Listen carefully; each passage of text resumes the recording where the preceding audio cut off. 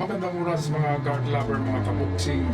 Well, para sa lahat ng boxing apasyonado, nako, paldo-paldo naman si Manny Pacquiao dito. Meron palang talagang kasado na nalaban si Manny Pacquiao, laban dito sa isang Russian boxer na nagretiro na pero batang-bata pa at sikat na sikat noon. At ang dito, ang ating bigyan ng reaksyon ay ang napakalaking tickets, napakamahal na ticket, napakataas na presyo na ticket ng boxing. Grabe, 300,000 pesos. Mga kababayan, mga kaboxing, 300,000 pesos, hindi 30,000 ha. 300 talaga.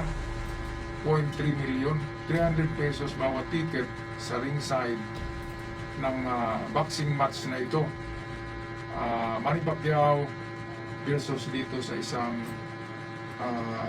Ruslan Punoptikov.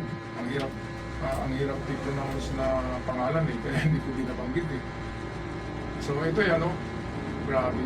Ang video na ito ay courtesy pala ng ating vlogger na si Sports Talk PH.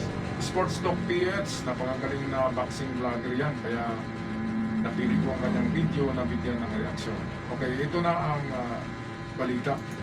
Ngunit bago ang lahat ay huwag kakalimutang mag-subscribe at i-click ang notification bell button for more sports talk. Okay. So matapos nga po ng malaking pasabog kahapon na magtutuos na para sa isang bigating 10-rounder welterweight exhibition showdown ng ating pambansang kamao Manny Pacquiao at ang former WBO Junior Welterweight Champion Ruslan Provodnikov sa April 18 sa Las Vegas, Nevada, ay linabas na din po ang presyo ng mga tickets. At dito nga po ay makikita natin kung gaano pa rin kalaki ang pangalan ni Pacquiao sa Amerika sa kabila ng kanyang edad na 47 anyos. Wow. Ito po ay dahil aabot sa $5,400 o mahigit 310,000 pesos ang presyo ng ticket para sa laban na ito. Napakamahal po nito para sa isang exhibition fight. Pero dahil sa laki ng demand ng fans kay Pacquiao, kaya inaasahan pa rin na masusold out ang tickets na ito sa gabi ng kanilang sagupaan. Naku, grabe. Napakaswerte naman talaga itong si Manny, no? Galing sa kabundukan ng Sarangani, galing sa isang mahirap na pamilya, ngayon nagiging trilyonaryo, at pangalawa yata sa pinakamayaman na sports millionaire, si Manny Pacquiao sa buong mundo. Grabe, talagang mayaman. Imagine niyo 310,000 pesos, 310,000 pesos ang bawat ticket sa may ringside. At ang pinakamura niyan ay 10,000 pesos. Nandun na daw sa Kisame. Nandun ka na sa Kisame, ang layo-layo. Tapos kasama mo doon ay mga gagamba at mga ipis. Kaya kung gusto mong mas malapit, 300,000 pesos.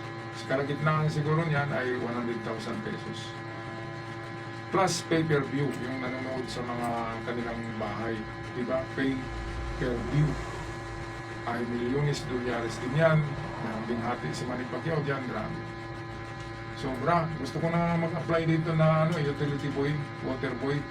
Kahit taga-masahe lang, pwede na ako. Alam ko naman na malaki mag-sweldo yan si Manny.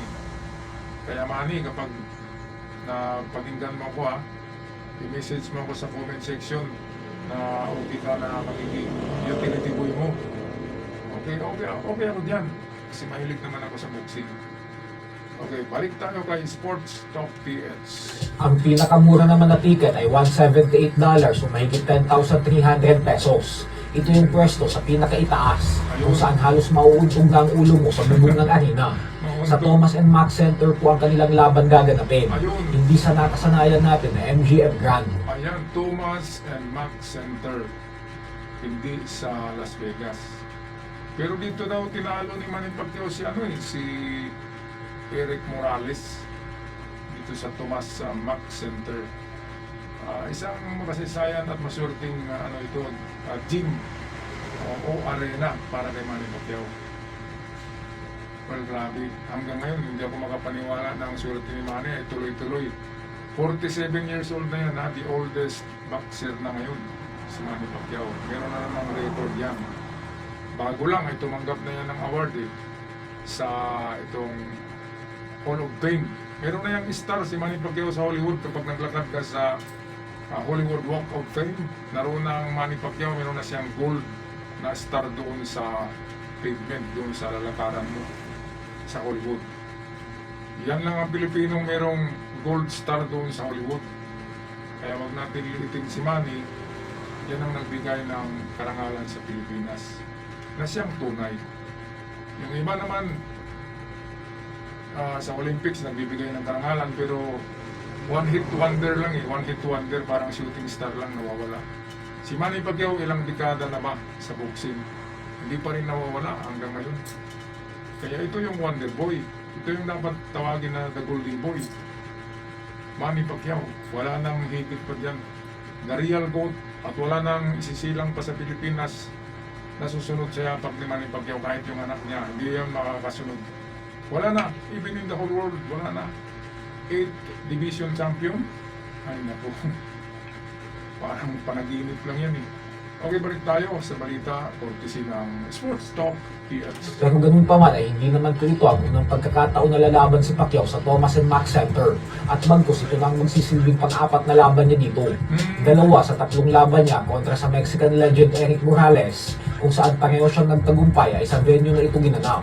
At huling beses siyang lumaban dito ay mahigit 10 taon na ang nakakalipas, kung saan tinalo niya by unanimous decision si Jesse Vargas. Sa kabilang banda naman mga idol ay tila dumating na nga po ang pinakakinakatakutan ng 4 na major boxing organizations na WBC, WBO, IBF at WBA. Ito po ay dahil tila natauhan na ang mga boksingero at ayaw na ng mga ito magbayad ng sanctioning fees. Okay, so itong sanctioning fee ay parang taripa yan eh. Parang tax sa mga boxer na world champion. Sa 4 na ano na yan na 4 na kumpanya ng boxing. Ngayon mayroong pang 5 nadagdag eh, yung SOPA or ZOPA.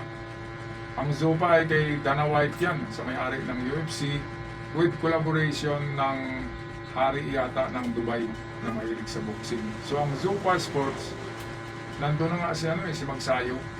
Si Magsayo ay nirecruit na ng ZOPA Sports, player na yun doon. At mas malaki ang offer kay Magsayo. Kaya lumipat na si Magsayo. Hindi nahawak si Magsayo hindi na lalaban si Magsayo sa WBO, WBC, WBF, wala na yan. Nandun na siya sa ZOPA ring magazine fighter. Yung ring magazine, yun na ipag-aari ng ZOPA ni Dana White at ng hari ng Dubai, kung hindi ako nagkamali, hari ng Dubai o prinsipe ng Dubai. Okay, kaya Mark Magsayo, isang promising boxer yan eh. Pero nandun na sa ZOPA Sports. So yan ang ating chismis ngayon sa boxing. Courtesy sa atin ng ating kaibigan, the Sports Talk PX. Ako'y magpaalam na mga kaboksing. Hanggang sa muli, paalam at ingat kayo na lang.